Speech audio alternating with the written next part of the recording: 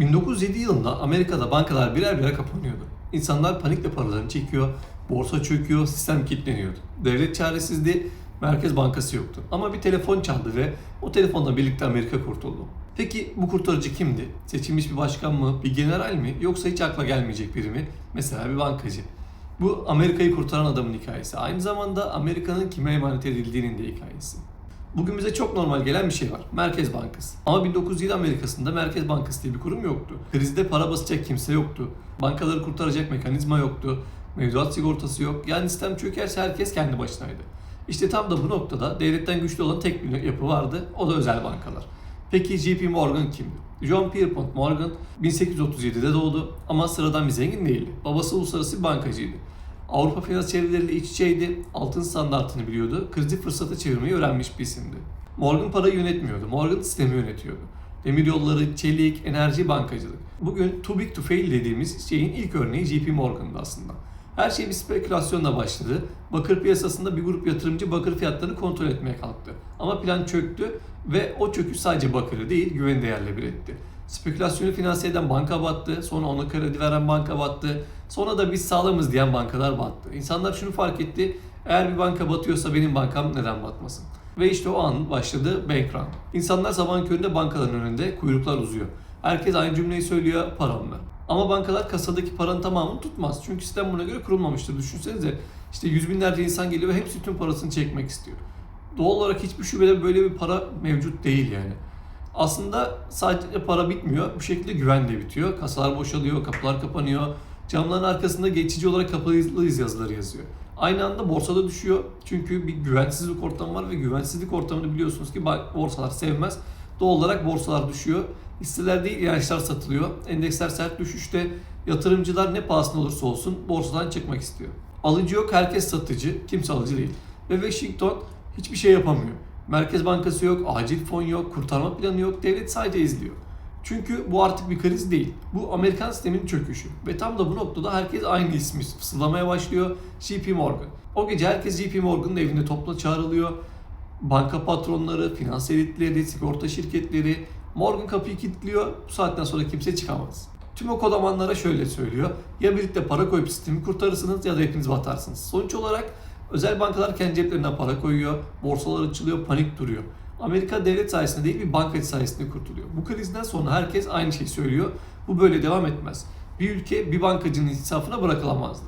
Devletin parayı yönetecek bir kuruma ihtiyacı vardı. 1913'te Federal Rezerv kuruldu. Kağıt üzerinde amaç netti. Krizleri önlemek, likidite sağlamak ve bankacılık sistemini stabilize etmek. Ama asıl mesele nasıl kurulduğuydu. FED bir devlet kurumu değil ama tamamen özel de değil. Garip bir melez yapı. 12 bölgesel FED bankası var. Hisseleri özel bankalara ait. Yönetim kurullarında bankacılar var. Yani sistemi denetleyenler sistemin içindekiler. FED siyasetten bağımsız tanıtıldı ama soru hiç sorulmadı. Kimden bağımsız? Halktan mı, seçilmişlerden mi yoksa sadece bankacılardan mı bağımsız değil? Amaç neydi? Bir daha JP Morgan'a telefon açmamak.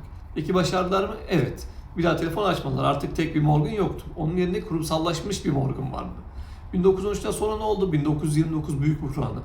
1987 kara pazartesi, 2008 krizi, pandemi dönemi, sınırsız para basılı, FED vardı ama yine krizler oldu. O zamanki kriz çözüldü ama güç el değiştirmedi. Sadece daha sofistike hale geldi. Artık panik olduğunda kapıyı kilitleyen bir Morgan yok. Onun yerine bir tuşa basan FED var. İşte bu yüzden bugün bunu soruyoruz. FED gerçekten krizleri önlemek için mi var yoksa sistemi ayakta tutmak için mi? Ve daha önemlisi bu sistem kimin lehine çalışıyor? JP Morgan öldü ama sistemi yaşıyor. 2008'de dünya yeniden aynı filmi izledi. Bu kez bakır değil konut piyasası çöktü. Türev ürünler, kaldıraç, şişirilmiş bilançolar ve sonunda Lehman Brothers battı. Lehman'ın batmasına izin verdiler ama panik başladı. Çünkü bazı bankalar batamayacak kadar büyüktü. Yani şunu söylüyorlardı, biz düşersek sistem çöker. ING, Citigroup, Bank of America, devlet devreye girdi, trilyonlarca dolar bastı. Vergi mükellefiyeti sistemi kurtardı. Bugün bir banka batarsa devlet devreye giriyor. FED faiz indiriyor, likitte açılıyor, bilançolar şişiriliyor.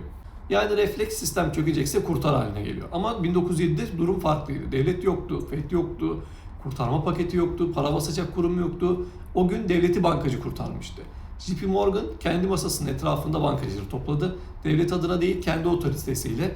Devlet para basmadı, bankacılar para koydu. Peki gerçekten ne değişti? 1907'de tek bir Morgan vardı. 2008'de kurumsallaşmış Morgan'lar var. İsimler değişti, yapılar değişti. Ama karar verici mekanizma hep aynı yerde kaldı. 1907'de sistem çökerken devleti bir bankacı kurtardı. 2008'de sistem çökerken bankacıları devlet kurtardı. Ama her iki durumda da kazanan ayrıydı. İşte bu yüzden bugün şunu sormak zorundayız. Bu sistem kimin için var? Ve bir sonraki kriz geldiğinde kim kurtaracak? Asıl soru şu, devleti kim kurtarmalı? Devlet mi bankayı, banka mı devleti? Kağıt üzerinde cevap basit. Devlet bankayı kurtarır ama tarihe baktığımızda cevap o kadar da net değil. 1907'de devleti bankacı kurtardı, 2008'de bankacı devlet kurtardı. Ama her iki senaryoda da karar masasında halk yoktu. JP Morgan Amerika'yı kurtardı, peki karşılığında ne aldı? Resmi bir makam mı? Bir madalya mı? Teşekkür konuşması mı? Hayır, Morgan şunu aldı. Sistemi şekillendirme gücü. Hangi bankanın yaşayacağına, hangisinin batacağına karar verme etkisi. Krizden sonra kurulan sistemde onun düşünce yapısı vardı. Kurallar yazıldı ama yazanlar sahnede görünmedi. Çünkü tarih bize şunu gösteriyor. Parayı kontrol eden, gücü kontrol eder. Para politikasını yöneten, ekonomiyi yönlendirir. Ekonomiyi yönlendiren de siyaset sınırlar. Bugün Merkez Bankası bağımsız deniyor. Ama bağımsızlık kime karşı? Seçilmişlere mi, halka mı yoksa sadece piyasalara karşı mı sorumlu? Asıl soru şu değil. Devlet mi güçlü, banka mı güçlü? Asıl soru şu, bu güç kimin adına kullanılıyor?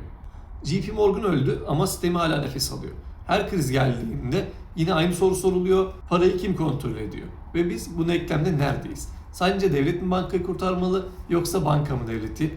Fikirlerini mutlaka yaz, yorumlarda konuşalım. Bu tarz içerikleri seviyorsan beğenip abone olmayı unutma. Bir sonraki videoda görüşmek üzere.